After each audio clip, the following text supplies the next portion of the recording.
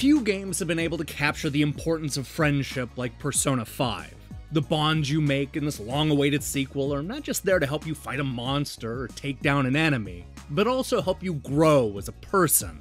They stick with you when things are at their worst and are always ready to celebrate when everything goes your way. And, best of all, it's fun hanging out with friends, which is incredibly important when you plan on spending 100 hours with them in an epic role-playing game.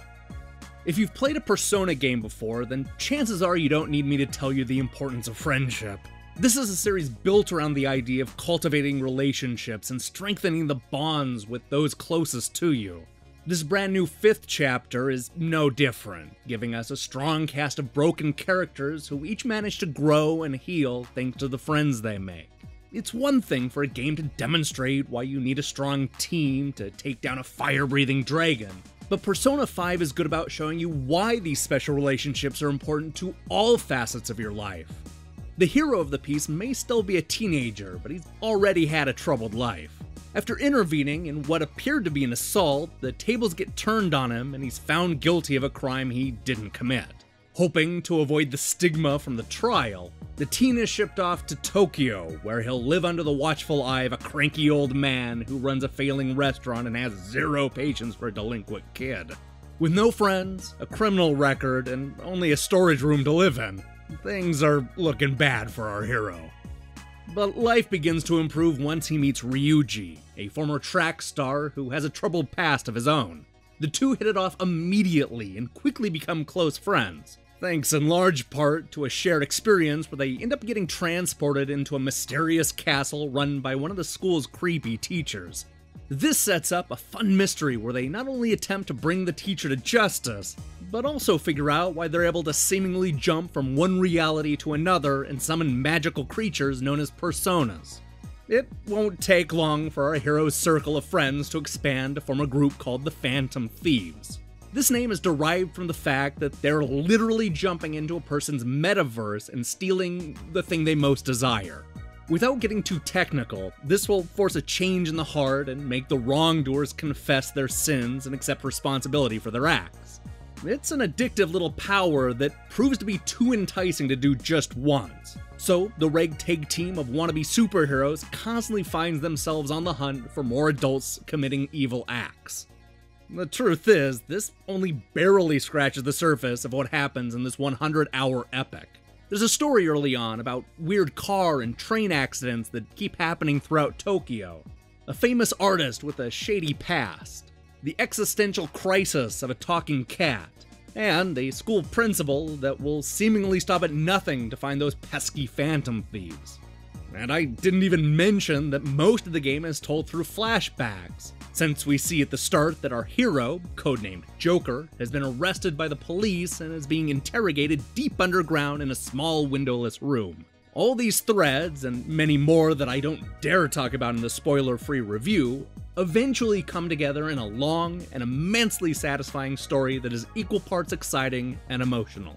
While things may be spiraling out of control in the real world, the same cannot be said about the metaverse. It's here that the Phantom Thieves have all the power, thanks to their powerful personas and the ability to wield guns, swords, and all kinds of other weapons.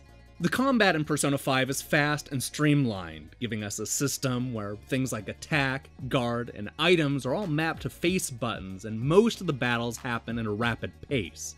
In fact, the combat is so fun and easy that this is the type of thing that almost anybody can get into, even those who normally shy away from JRPGs. Beyond the speed, I really like the variety found in each battle. One of the fun tricks is looking for a weakness, which will dizzy the enemy and allow our squad to rush in and do an all-out strike that is every bit as stylish as it is effective.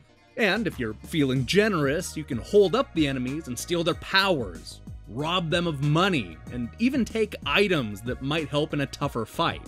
This is on top of summoning the many cool-looking personas with a staggering amount of physical attacks and magical spells. There's really a lot to like about the way the fights play out. There's also a lot to like about the enemy designs. I love that Persona 5 is more than just your typical orcs and goblins, giving us a wide variety of bad guys that are all dripping with creativity. The unorthodox story allows the developers to come up with all kinds of unique enemies to fight, and I couldn't wait to see what each palace had in store for me. This extends to the bosses, which often require real strategy and not just brute force. Speaking of which, since each palace is based on a different person's heart, you won't find a lot of repetition between them.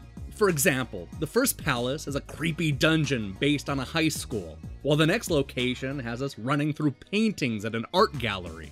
Every palace has its own style and set of puzzles, and they do a good job of mixing things up from one setting to the next. I don't dare spoil any of the cooler locations, but rest assured that the game is filled with the types of clever ideas you don't normally see in this type of game. And that's the thing about Persona 5. It's full of ideas you rarely see in a role-playing game. In fact, there are long stretches of the game where it barely feels like a JRPG. So much of this game has you trying to juggle the dungeon crawling and everyday responsibilities of being in high school. You'll have to study for tests, socialize with friends, go on field trips, take a part-time job, keep up with text messages, and even date. And with only a limited amount of time in each day, you'll have to make some sacrifices in order to get everything done and steal the treasure in time. Persona 5 is constantly pulling you in a bunch of different directions, which helps to remind you what it's like to be a teenager with an active social life. While none of these ideas necessarily reinvent the Persona formula, this fifth installment takes everything that was good about the first 4 games and adds to it. There's an overwhelming amount to do and see, and even at 100 hours, I still feel like there was a lot that I should have experienced before beating the game. The fact that I was constantly on the edge of my seat throughout the entire adventure is a testament to the quality of the writing and storytelling, and this is easily the best JRPG since, well, Persona 4. As a longtime fan of the series, I found myself constantly wanting to compare this game to the previous 2 installments. While certainly better than Persona 3, I might make the argument that I enjoyed the story and characters more in Persona 4 Golden. I also think the formula felt a lot fresher at the time, whereas this brand new game is more of an evolution of what we've seen before from the series. Of course, that's not really a bad thing, since the game is an insane amount of fun and the formula doesn't feel stale yet. When it comes to the negatives, there really aren't that many worth talking about. My biggest gripe is that some of the palaces go on a little too long, especially a couple towards the very end. You'll see a palace repeat the same puzzle a couple extra times, which sometimes felt like filler. Then again, I have to wonder if I would have felt the same way if I wasn't racing through the game for this review. If I was going at a leisurely pace and only playing a few hours a day, chances are I would have enjoyed some of the longer dungeons more. One thing I can't complain about is the graphics. While it's not the best looking PlayStation 4 game from a technical perspective, it's hard to deny the incredible style that oozes out of every level and fight. Even simple things like the post-battle wrap-up are full of style and charm, giving this a look all its own. The same can be said about the music, which is both catchy and filled with songs with actual lyrics. I found myself singing along more than I would like to admit, and I had a few of these songs stuck in my head long after I stopped playing the game. The Persona series has always had a killer soundtrack, and this 5th chapter is certainly no exception. I think it's safe to say that fans of the series will absolutely love every second of Persona 5. It's an incredible adventure full of cool palaces to explore and characters you'll actually want to hang out with. It's also great for new players who have always been curious about the Persona series. With so much to do and so many inventive enemies to fight, I can't imagine anybody being disappointed with this 100-hour package. Persona 5 is easily the best Japanese role-playing game I've played this entire generation. Hey, thanks for watching our review. So I intended to have this up last Friday, but playing a 100-hour game in 7 days was just not gonna happen. Thankfully, I managed to beat the game over the weekend, so we're starting the week off with a bang.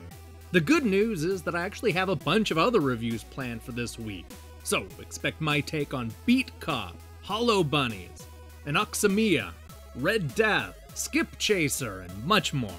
In other words, I have a lot of catching up to do.